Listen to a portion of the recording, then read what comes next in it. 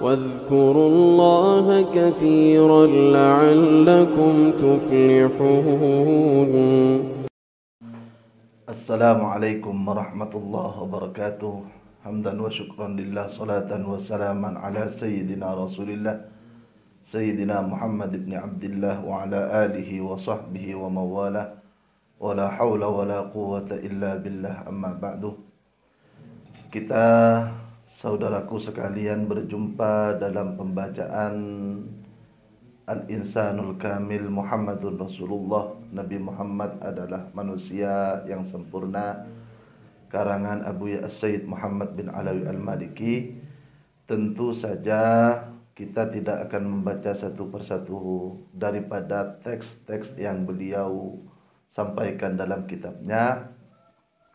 Akan tetapi dengan secara garis besar kita akan melihat setiap bab per bab apa yang beliau angkat. Di mana bab yang pertama beliau menjelaskan bahwa Rasulullah sallallahu alaihi wa ala alihi wasallam beliau adalah sosok yang sempurna dan suci nasabnya. Rasulullah sallallahu alaihi wasallam pernah berkata bahwa ma waladani min sifahin jahiliyati syai'un ma waladani illa nikahul Islam. Bahwa Rasulullah sallallahu alaihi wasallam tidak pernah dilahirkan melalui perzinahan.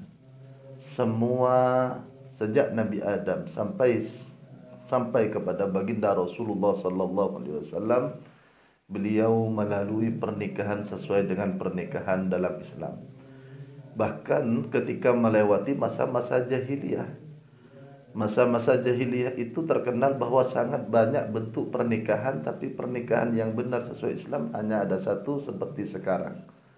Ada sebagian pernikahan itu hanya namanya saja pernikahan, tapi hakikatnya perzinahan. Seperti ada seseorang kumpul bersama seorang laki-laki dengan banyak laki-laki, kemudian yang perempuan memilih siapa yang dia mau. Maka ini adalah sebuah bentuk perzinahan. Untuk itu diriwayatkan dari salah seorang ulama yang bernama Hisham bin Muhammad. Beliau berkata, saya menulis 500 nama ibu-ibu Rasulullah sallallahu alaihi wasallam, dan semua ibu-ibunda baginda Rasul sallallahu alaihi wasallam adalah sosok yang bersih, tidak tersentuh atas perzinahan sama sekali. Maka Nabi besar Muhammad sallallahu alaihi wasallam adalah min anfasikum. Dalam satu riwayat qiraah disebutkan laqad ja'akum rasulun min anfasikum. Yang masyhur kita membaca min anfusikum, tapi min anfasikum dari yang paling anfas, yang paling nafis, yang paling bagus, yang paling bersih, yaitu Rasulullah sallallahu alaihi wasallam. Dari segi nasab, dari segi keturunan, dari segi kabilah.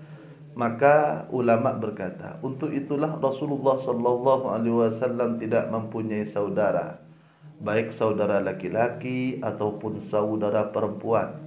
Rasulullah sallallahu alaihi wasallam sendiri, dan hanya beliaulah dalam kehidupan dunia ini yang mempunyai nasab paling tinggi, nasab paling suci, nasab paling bersih, dan adalah sosok pilihan yang dipilih oleh Allah Subhanahu wa taala sejak dari ayah-ayah beliau sampai ke ibu-ibu beliau. Maka yang terakhir saya akan mengangkat apa yang dikatakan oleh baginda Rasulullah sallallahu alaihi wasallam.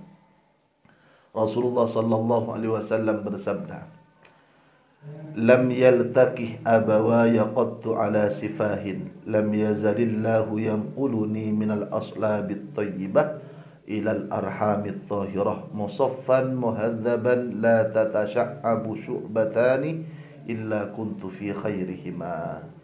Bahwa kedua orang tua saya sampai Nabi Adam alaihissalam tidak pernah bersentuhan dengan perzinahan sama sekali. Allah senantiasa memindahkan Rasulullah dari